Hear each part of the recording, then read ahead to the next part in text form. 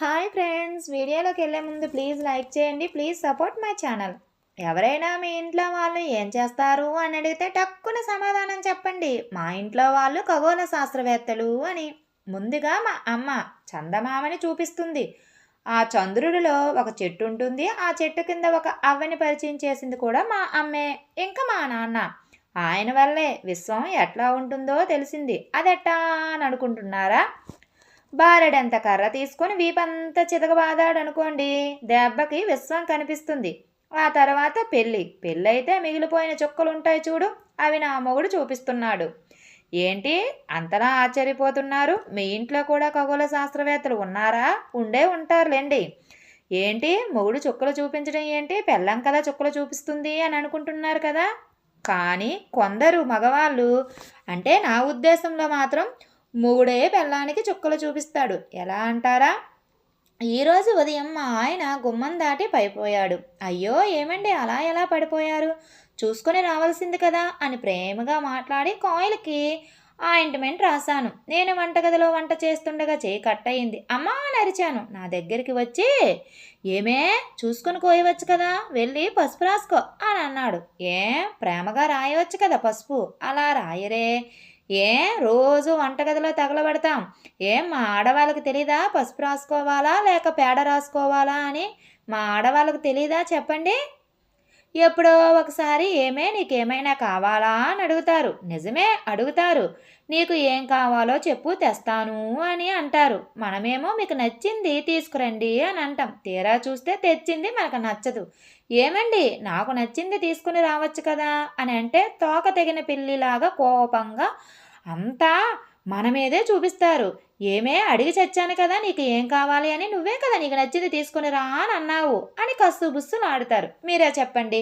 భర్త ఇంటికి వచ్చేసరికి ఆయనకు నచ్చింది వండి పెడతాం. ఆయనని అడిగి వండుతామా? మనకి గుర్తున్నవి వాళ్ళకి ఎందుకు గుర్తు ఉండవు చెప్పండి. ఇంకొకటి, మా ఫ్రెండ్స్ కొందరికి తాగుడు అలవాటు ఉంది. ఒకరోజు వాళ్ళు ఫోన్ చేసి ఒరే మందు కొట్టడానికి రారా అని అన్నారు. మా ఆయనేమో రాను అని అన్నాడు. మీరు ఎంత మంచివారండి అని అన్నాను. ఇంతకీ మీరు ఎందుకు తాగరు అని అడిగాను. ఆయన చిన్న ప్రశ్న అడిగారు. ఏంటో తెలుసా? ఒక బకెట్లో మందు ఉంది, వేరే బకెట్లో మంచినీళ్ళు ఉన్నాయి. ఒక గాడిద ముందు మంచినీళ్ళే తాగింది, దీన్ని బట్టి నీకేం అర్థమైంది అని అడిగాడు. నాకైతే మాత్రం మందు తాగనవాడు గాడిద అని అనిపించింది. మరి మీకేమనిపించింది? అసలు ఆ దేవుడు ఏమనుకుంటున్నాడో ఏంటో. ఇద్దరు అభిప్రాయాలు కలవని వారిని భార్యాభర్తలు చేస్తాడు. ఆయనకేమో ఫోన్ మాట్లాడుకోవడం ఇష్టం, నాకేమో ఆయనతో మాట్లాడడం ఇష్టం. నాకేమో ఇంట్లో ఫుడ్ ఇష్టం, ఆయనకేమో బయట ఫుడ్ ఇష్టం. ఆయనకేమో కాఫీలు అస్సలు ఇష్టం ఉండదు, నాకేమో టీ లేనిదే రోజు గడవదు. ఆయన్ని ఎవరు ఏమన్నా ఆయన గుమ్మం దగ్గర వదిలేస్తారు. మరి నేను మర్చిపోవాలనుకున్నా మర్చిపోకుండా రోజు ఏడుస్తూనే ఉంటా. ఇలా భిన్న అభిప్రాయాలు ఉన్న ఇద్దరు మనుషులని భార్యాభర్తలు చేసి కిందన మనల్ని కొట్టుకుంటూ ఉంటే ఆయనేమో పైనుండి నవ్వుకుంటూ ఉంటారు. ఇది ఎక్కడ న్యాయం, మీరే చెప్పండి. డాక్టర్కి పేషెంట్కి మధ్య సంభాషణ. బాబు నీకు చికెన్ గున్యా వచ్చింది. నేను చికెన్ తినను కదా, నాకు చికెన్ గున్యా ఎలా వచ్చిందబ్బా? చికెన్ తింటే రాదు బాబు, దోమల వల్ల వస్తుంది. దోమని నేను తినలేలే. దోమని తింటే రాదు బాబు, దోమ కరిస్తే వస్తుంది. నేనెప్పుడు దోమని కరవలేదే. నువ్వు దోమని కరవడం కాదురా స్వామి, దోమ నిన్ను కొట్టడం. అలాంటప్పుడు చికెన్ గున్యా అని ఎందుకు పెట్టడం? దోమల గున్యా అని పెట్టాలి కదా. ఓరి నాయనో, వీడెక్కడ పేసింట్రా బాబు. ఒరే నిన్న సాయంత్రం ఆలోచించాన్రా, మందు ఆరోగ్యానికి మంచిది కాదు అని. అయితే మందు మానేసావా?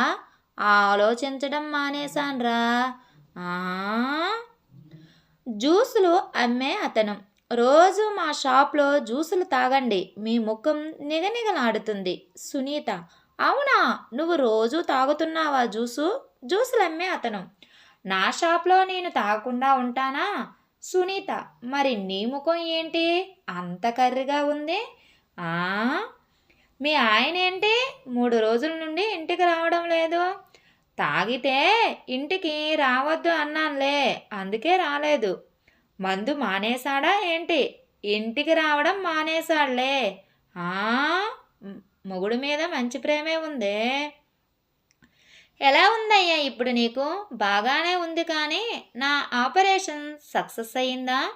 కొద్ది రోజుల్లో నువ్వు మీ ఆవిడను కలిసిపోబోతున్నావయ్యా. అదేంటి? మా ఆవిడ చనిపోయింది. చనిపోయి 2 సంవత్సరాలు అవుతుంది కదా. అదే కదా నేను చెప్తున్నాను. ఇంకా నీకే అర్థం కానట్టుంది. ఆ థ్యాంక్ యూ ఫ్రెండ్స్. ఈ వీడియో కనుక మీకు నచ్చినట్లయితే ప్లీజ్ లైక్ చేయండి. Please subscribe my channel. Thank you.